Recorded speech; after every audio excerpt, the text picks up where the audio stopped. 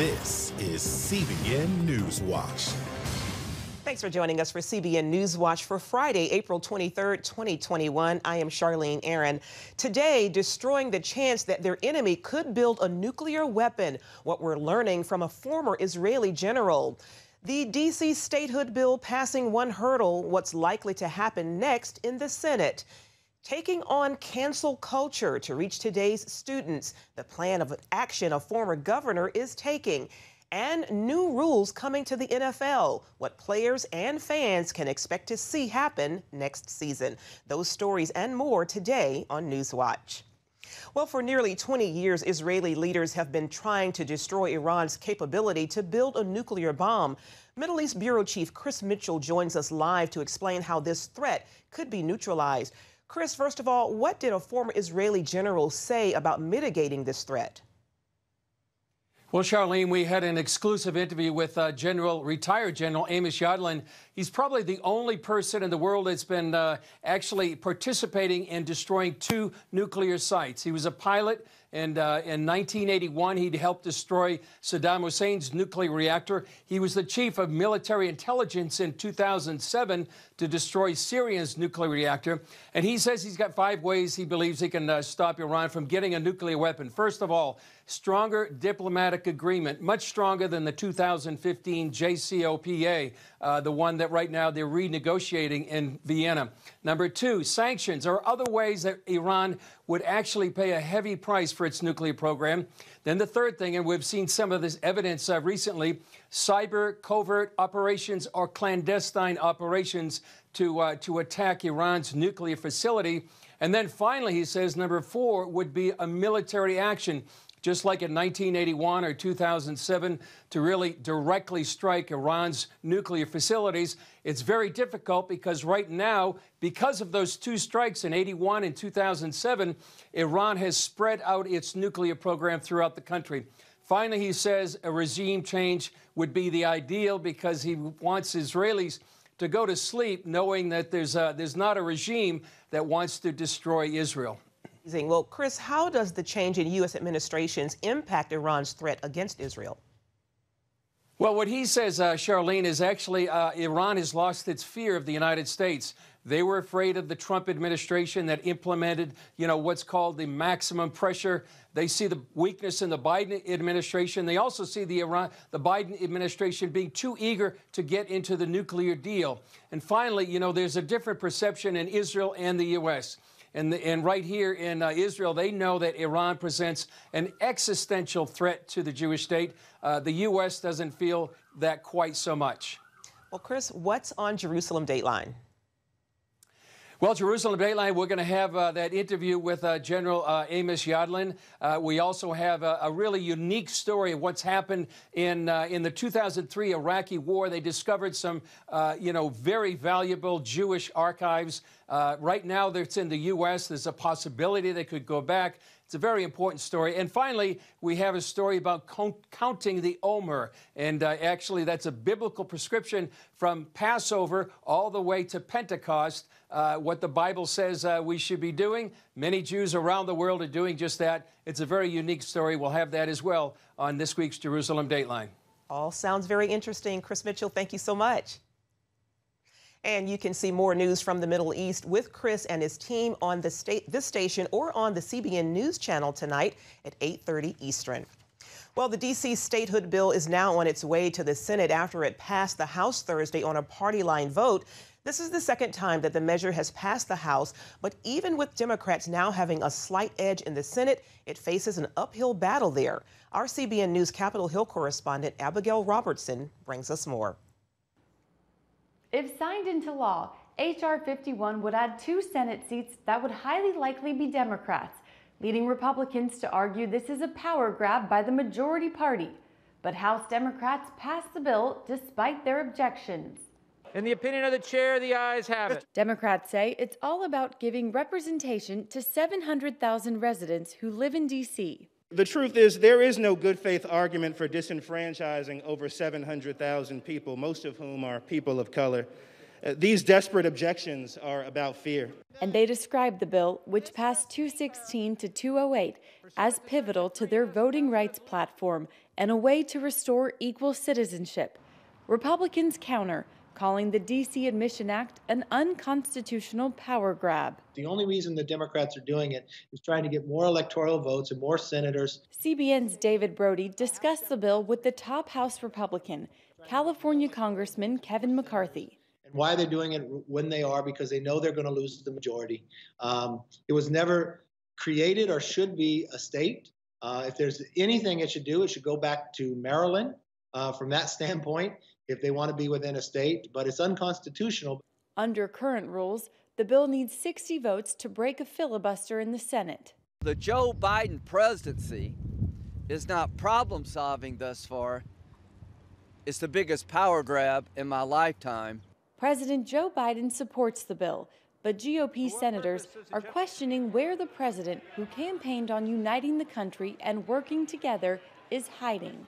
The crazies who are running the ship. And so I'd like to see the Joe Biden we served with escape from the basement and come out and say, all right, we're not going to break the system. Even if Senate Democrats do away with the legislative filibuster, it's not clear they have enough support to pass D.C. statehood. And other progressive priorities like court packing don't seem likely to pass the Senate either. Reporting from Virginia, Abigail Robertson, CBN News. Relatives and friends of Andrew Brown Jr. took to the streets to march following his death at the hands of a deputy. The 42-year-old man was from Elizabeth City, North Carolina. He was shot to death on Wednesday by a local deputy sheriff who was trying to serve a search warrant. The shooting prompted protests and demands for accountability. North Carolina's State Bureau of Investigation says they will turn over its findings to District Attorney Andrew Womble. Womble says he is looking for accurate, not fast answers. Well, Capitol Hill is grappling with policing and how to respond to mental health crisis calls. The debate comes amid growing outrage over another deadly police shooting involving a 16-year-old girl. CBN News national security correspondent Caitlin Burke has more. That 16-year-old's name was Micaiah Bryant. She was killed Tuesday by a police officer responding to 911 calls about an attempted stabbing. These grown girls over here trying to fight us, trying to stab us, trying to put her hands on our grandma. Get here now. We need a police officer here now. Columbus police released body camera video. Hey! Get down! Get down! Get down! Get down! Wake up, ma'am. Come on, stay with us. Stay with us. An independent investigation is now underway, in part to determine whether deadly force was justified. Regardless of the circumstances associated with this, a 16-year-old girl lost her life. As Micaiah's family mourns her death, in Minneapolis, the city turns its attention from the Derek Chauvin guilty verdict to burying Dante Wright, a 20-year-old shot and killed during a traffic stop by a police officer who says she meant to use her taser.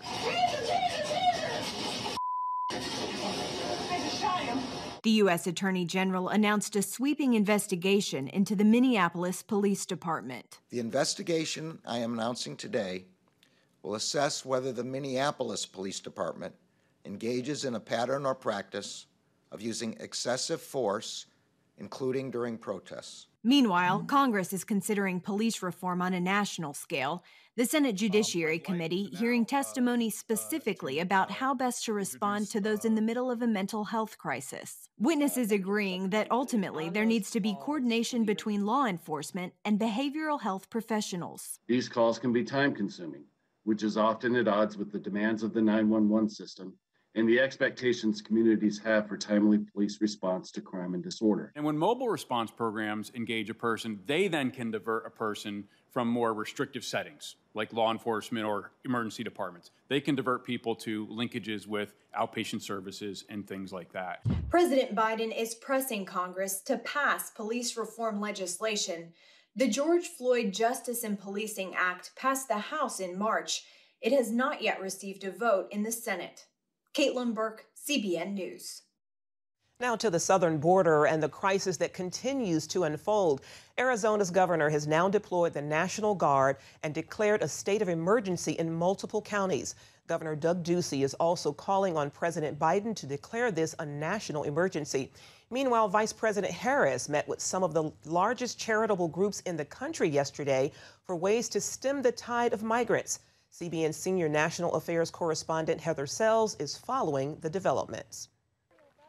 The number of unaccompanied children at the border hit a historic high of 18,000 last month. As of last week, more than 22,000 migrant children were in U.S. government custody. The Biden administration is highlighting the work of the vice president. Her focus addressed the root causes, the reasons that children and adults flee in the first place. We have to give people a sense of hope. A sense of hope that help is on the way. Ministries on the border are helping to meet the needs of immigrants right when they cross, from Brownsville, Texas to El Paso. We want to make sure that immediately they contact their families so that they can make those travel arrangements. In the meantime, they will get a chance to eat, to take a shower, change clothing. Many faith groups also see the need to focus on the forces behind the surge. This isn't just about this instance on the border. It's part of a bigger picture. What's driving people? Why are people in so much desperation that they're willing to have their kids cross alone? Heather Sells, CBN News. President Joe Biden is celebrating a new milestone. 200 million doses have been given out since he took office. More than 40% of the adult U.S. population has received at least one dose of the COVID-19 vaccine. According to the CDC, the country is averaging around 3 million shots a day. Experts say the challenge is making the vaccines more accessible in local pharmacies and rural communities where Americans may have to travel far for health care. And vaccine hesitancy is also an issue. Recent polls show a wider resistance to take the vaccine among conservatives, with Wyoming having the most vaccine hesitancy nationwide. Coming up, how a former governor is taking on the growing cancel culture effort to reach today's students.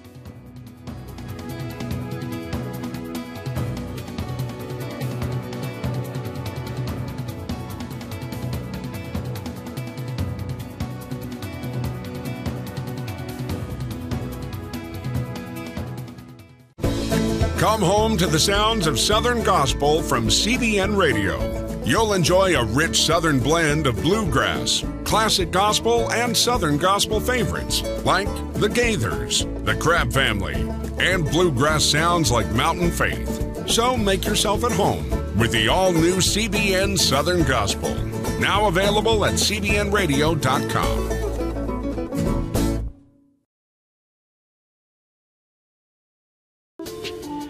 It's about the competition. I kind of put that pressure on myself, and I think people had expectations. It's about overcoming. We use this phrase all the time, keep chopping, keep practicing hard. It's about going the distance. I think as a father, it's my job, to lead, just be the best husband and father I can be. Watch Going the Distance with Sean Brown Saturday night at 7:30 on the CBN News Channel. Life. It's meant to be lived fully. Jesus said it. I came to give you life. Life to the fullest. Life in your family. Life in your finances. Life in your body, mind, and spirit. Life in your everyday.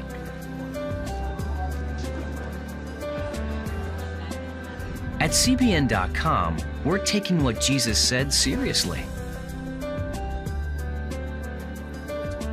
We're here to help you discover life. Life. Live it fully. CBN.com.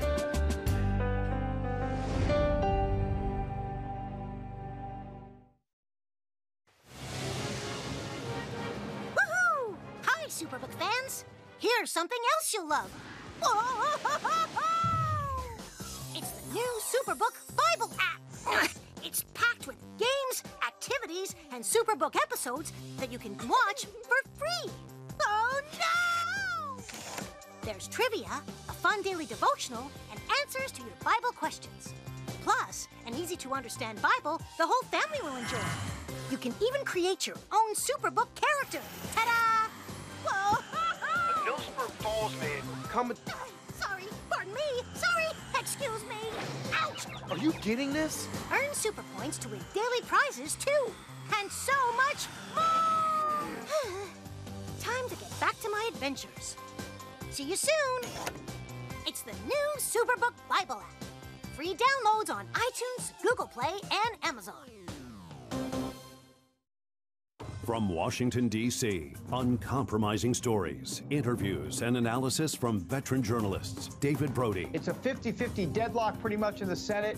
Jenna Browder. Meanwhile, doctors believe the newly discovered California variant is behind a massive wave of new cases. Ben Kennedy. He is sworn in as the 46th president. Bringing you the political news that matters. We're people who are committed to protecting the most weakest and the most vulnerable. Watch Faith Nation, weeknights at 6. Former Governor Scott Walker has a history of swimming upstream, politically speaking. First as a conservative in Wisconsin, and now he's taking on the growing cancel culture effort to reach students today. Paul Strand explains Walker's game plan to help bring back love for American liberty. Many in the left, through this radical indoctrination, try to teach our young people to hate America. Scott Walker warns parents and others in this Young America's Foundation video. America is under siege. We see it on our campuses and in our culture. That's why the former governor was anxious to lead this group, backed long ago by the likes of William F. Buckley and Ronald Reagan. I felt now more than ever we needed to win not just the battle of the day, but the war for the heart and soul of this great republic. With a dedication to individual liberties, free enterprise, and traditional values, the foundation has what Walker calls a long game to defeat attempts to turn America's young against their country. You see this with the 1619 Project. You see this with a lot of the Marxist attitudes and others. They're pitting one group of Americans versus the other, and they're telling our young people that there's something fundamentally wrong with America. How can people and organizations pushing Marxist ideas be winning in the land of the free? By controlling what people can hear and even what they can say. This total cancel culture, this lack of free speech and the ability for speak out and express their opinions. It even includes an element of pushing vulnerable kids to question and dislike themselves. You can't just disagree and debate the issues, that if someone doesn't fully agree with their leftist dogma, that they're racist or sexist or transphobic or whatever the word might be, that there's no respect for people who have differing viewpoints. Walker points to studies showing how some 80% of the students who don't agree still feel compelled to speak in favor of the far left. If they don't buy into the radical dogma, they'll be written up, it'll be in the permanent record. You see this time and time and time again. Numbers, however, show that young victims of propaganda can be turned. For instance, a Young America's Foundation poll shows 69% of students would back a $15 minimum wage. After they learn it would kill 1.4 million jobs, that support drops to 52%. When we start to tell them a conservative point of view that makes them understand the things they're hearing, in many cases aren't fair, they're not right, they're not just, they tend to gravitate more towards our point of view, which is exactly why the left wants to cancel out any conservative thought and discussion in the first place. Here's the foundation's long game strategy. Get their group active on all of America's 4,000-plus college campuses. Expand their conservative influence into middle schools as well as high schools. Sponsor 1 million students to attend YAF programs. And create a network for conservative professors and teachers. Walker's group is also fighting schools that attempt to censor conservatives, as it recently took UC Berkeley to court. They claim they're for free speech, but we had conservative students there we were working with, trying to bring in some conservative speakers. They put up a barrier that said you couldn't have the event after 3. You couldn't advertise. The security costs were 3 times what they charged left-leaning groups to bring in a U.S. Supreme Court justice. YAF won in court. If we can win at UC Berkeley, we can win anywhere in America, and we will. The Constitution's on our side, and we're going to invoke it every state, every campus, every place we need to. Walker knows it's often hard to get conservatives deeply involved with battles over politics and power. We're not consumed with government. We're not consumed with power. We live our own lives. But they need to be fighting back. Reset. if we want to be able to support and pass on to our children, our family, the kind of America we inherited from our parents and grandparents, we have to do more. Paul Strand, CBN News, Washington. Still ahead, new rules coming to the NFL. Our sports director, Sean Brown, breaks it all down for us next.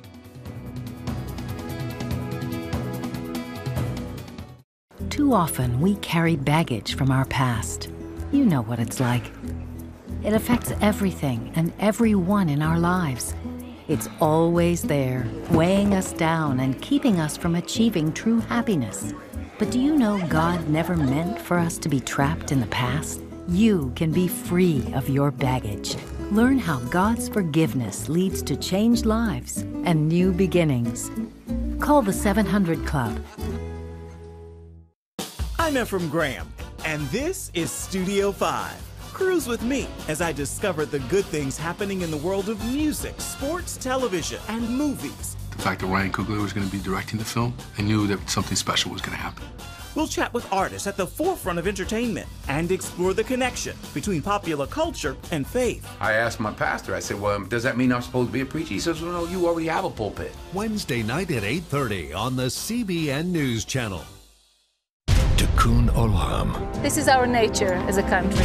To make the world a better place. Literally, we felt the earth shaking. The Christian Broadcasting Network presents To Life, how Israeli volunteers are changing the world.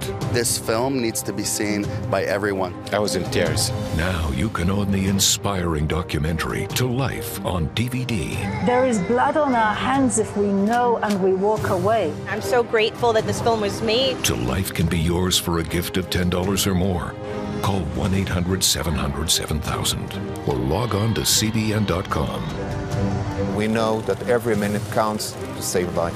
It'll bless Israel, but it'll also bless all the friends of Israel. Discover the untold story of how Israeli volunteers are making the world a better place. Call 1-800-700-7000 or log on to CBN.com to get your copy today.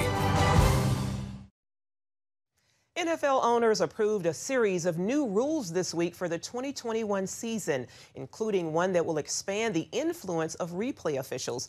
CBN Sports Director Sean Brown explains these new rules. Sean, the owners gave existing replay officials the authority to consult with referees on certain aspects of the game. Why is this a big deal? Good morning, Charlene. Yeah, it's a big deal because of all the controversial calls. Is it a catch? Did they is it a first down? Did they cross the goal line? Are they down by contact? It's a great idea because now the replay officials, they can see what the fans see. And so when you're an official on the field, your eyes just don't see everything. And so now with the new authority given to the replay officials, they can advise officials and the referees on the field to say, hey, this is what we saw, and then they can consider whether or not to reverse the call or not. But also they can advise coaches in the area of, hey, this is what you're dealing with. Do you want to challenge or not, and so forth. And so it's a big deal. We'll see if it works. Okay. And what other rules will come into play next season? There's a lot, but to me, that's the first one. The second one that's big for me is the onside kick. Initially, the point of onside kick is so that the team that has the ball that's kicking to the receiving team can get possession of the ball. If you're down and you need the ball back, that's the go-to play. But they haven't been able to do it. And so now what the owners have done is they've said, all right, well, the receiving team can now only have 9 players in the setup box, which reduces the amount of people for the receiving team to be able to get the ball. And somewhat gives the advantage to the kicking team so that they can get the ball back and try to score to catch up. Makes the game more exciting. Okay. We'll have to see. It's an experiment, so we'll have to see how it works. Sounds good. And what can you tell us about what's going on with going the distance this weekend? Well, going the distance, we've got Aeneas Williams, Hall of Fame corner, talking about his ideas on police reform and building relationships between the police and the community. My colleague Tom Beering did a great interview with him. Also, we've got Jessica Long, Paralympic swimmer. You may remember the commercial from the Super Bowl where they kind of shared her story being adopted from an American family from Siberia. She's from Siberia, and an American family adopted her. And she's done great things. And so it was a powerful Toyota commercial during the Super Bowl. And so my man Will Dawson did a great story with her. So those will be airing, and just great stories. Sounds great, Sean. Sean Brown, thank you so much. All right. Thanks, Charlie. All right. And you can catch Going the Distance with Sean Brown this weekend on the CBN News Channel, Saturday at 6:30 and Sunday at 7:30, both Eastern times. We'll be right back after the break. Your cat gets bored. It's the new Superbook Bible app. It's packed with games, activities, and Superbook episodes that you can watch for free.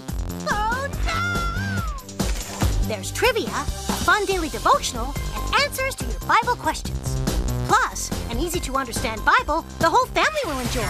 You can even create your own Superbook character.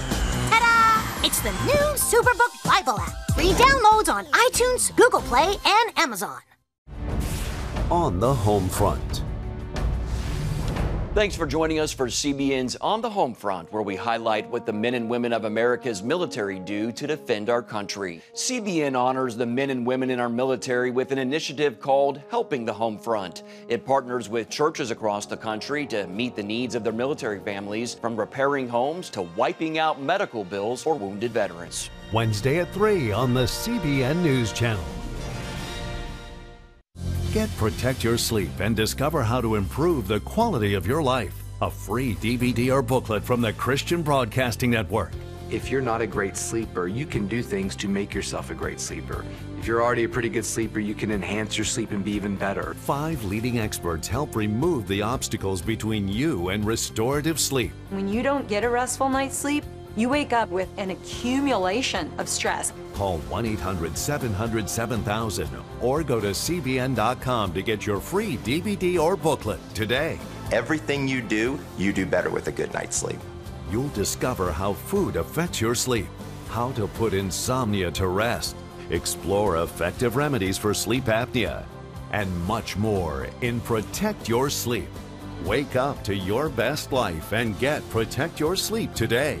Call 1-800-700-7000 or go to CBN.com to get your free DVD or booklet.